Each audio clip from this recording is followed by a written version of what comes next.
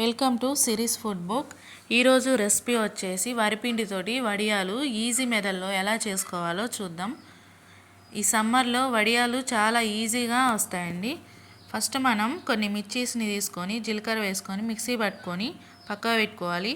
ఒక బౌల్ తీసుకొని అదే కొలతతోటి 6 బౌల్ల వాటర్ని మరిగించుకోవాలి. అందులో మనం మిక్సీ పట్టుకున్న మిశ్రమాన్ని వేసి కలబెట్టాలి.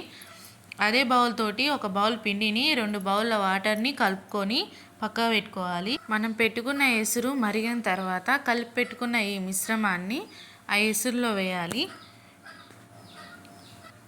మనం ఎసురులో మిశ్రమాన్ని వేసుకున్న తర్వాత కలబెడుతూనే ఉండాలి, లేకుంటే ఉండలు గట్టిపోతుంది. ఇలా కొద్దిగా గట్టిపడిన తర్వాత దించేసుకోవాలి. ప్లాస్టిక్ కవర్ మీద వడియాలు వేసుకుంటే మనం తీయడానికి ఈజీగా వస్తాయి, త్వరగా ఎండుతాయి కూడా. ఇలా మనం 2 days వరకు ఎండలో ఉంచాలి. తర్వాత మనకు కావాల్సిన వడియాలు రెడీ అయిపోతాయి.